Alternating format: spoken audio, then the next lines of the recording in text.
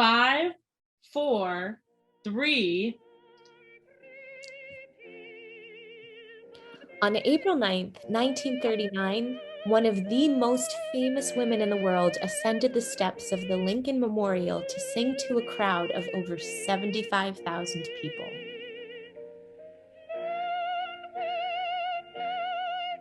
The monument had yet to become the symbol of civil rights that it is today. No demonstration, march, or speech on the subject had ever been performed there. It was, in fact, racism that brought Anderson to the steps in the first place.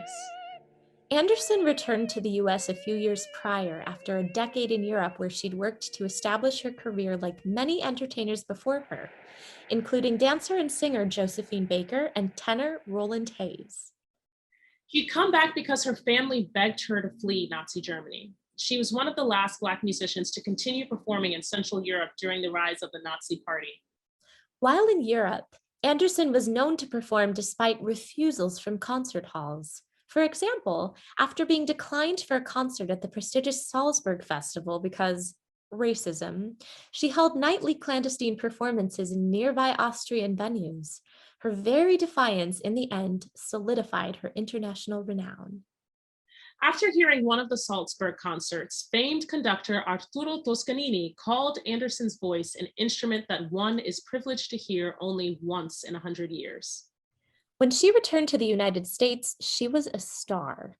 She was then an artist accustomed to breaking barriers by her talent alone. Consequently, she started working with the nation's premier civil rights organization, the NAACP, performing annual concerts in Washington, D.C. By 1936, the MARIAN Anderson Committee, comprised of the NAACP, Howard University, and Anderson's manager, Saul Hurok, sensed that Anderson's audience size had outgrown her venues, and so they solicited a performance with Constitution Hall, which was managed by the Daughters of the American Revolution, aka the DAR. The DAR famously declined the request, yet one of their members, First Lady Eleanor Roosevelt, responded to them by resigning her membership, saying, "To remain as a member implies approval of that action. Therefore, I am resigning." She then invited Anderson to perform at the White House, the first Black performer to do so. And the rest is history. Anderson performed to an integrated crowd of over 75,000. Film footage shows a performance that is poised and polished. Genius draws no color line. And so it is fitting that Marian Anderson should raise her voice in tribute to the noble Lincoln, whom mankind will ever honor.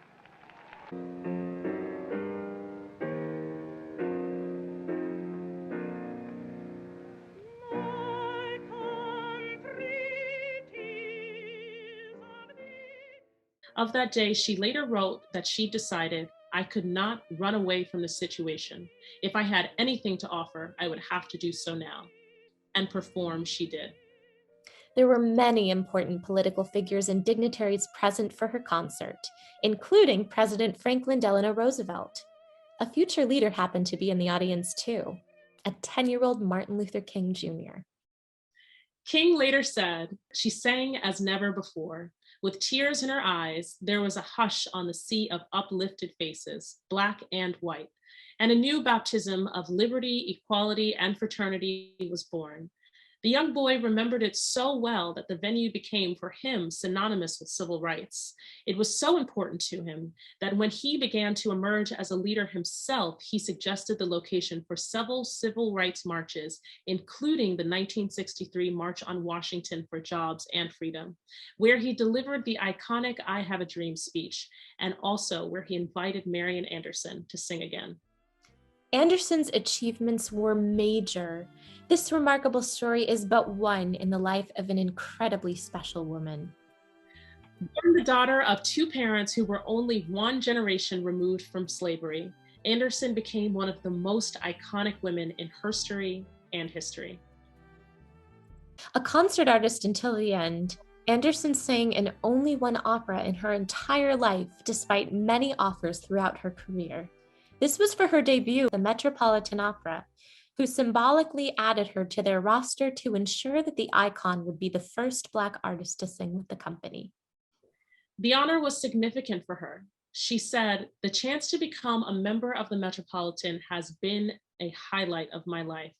It has meant much to me and to my people. I have been privileged to serve as a symbol." Thank you, Ms. Anderson. Thank you, Ms. Anderson.